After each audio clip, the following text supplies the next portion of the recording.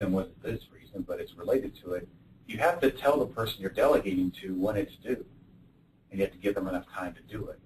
And don't be afraid to push back to a client, even if they're your biggest client who gives you on September 2nd the task of renewing insurance that's due September 15th. Just tell them that's an unreasonable request. Realistically, we will try our best, but we are probably unable to meet that commitment. So therefore, we need to renew, and we'll cancel and get a refund, and et cetera, et cetera.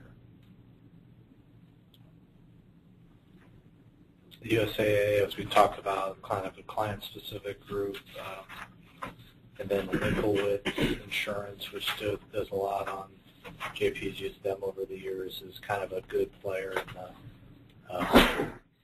0 to 40, the hundreds and 400 space as it relates to.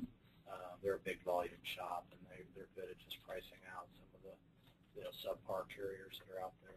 So write a big amount of Erie. Shepherd writes a big amount of Erie insurance too, which I would advocate on the lower value homes that are out there. Don't forget some of the regional players too, like Terho. We've got Shear and O&B Insurance, which is the old Sycamore Insurance Group.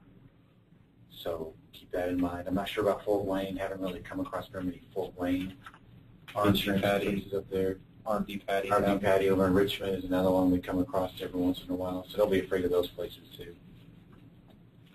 I would be hesitant. I mean, it's all good to go out and find someone that's equivalent, but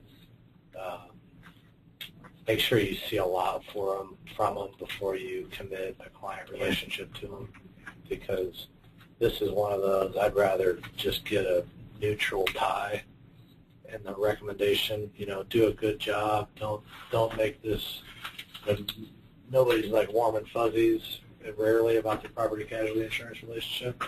Just don't mess something up, and I think you run the risk of, if you explore out there, like Highlands is a group that comes up a lot in conversation that we've just never done a whole lot with. But they do some higher value type homes that are out there. But I mean, be careful with that, because you can cause yourself a lot of detriment with a client, even though you think you're doing a good thing, by trying to find somebody else who can do it better. So yeah, understand the relationship they have with their current agent, whoever it is, because sometimes that can be, I mean, even though you can find better coverage, better service, it just might not be worth it for them, given the relationship that they've got. So Trina, have that with R&D Patty. I mean, Bill and Felicia Quigg, we found 10 things in their contract and their policy.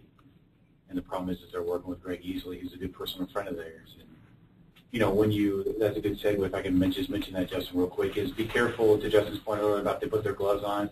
I sent an email to Greg with specific things that I found in the policy. I probably could have phrased it a little bit better in the sense of that I don't sell insurance, but he came back with a pretty scathing, nasty email to me and copied Bill and Felicia on it. And Bill and Felicia basically had to call him and say, shut up, knock it off. This guy works for us. He doesn't sell insurance. He just merely is throwing out questions and things that he wants to bring up. So just be cognizant of that. If somebody has a relationship, I love my agent, don't go in guns blasting and just, go in with the soft side. Which is probably what I should have done in hindsight. And sometimes there's just, it hasn't been identified the risk that this person has, and I mean, we had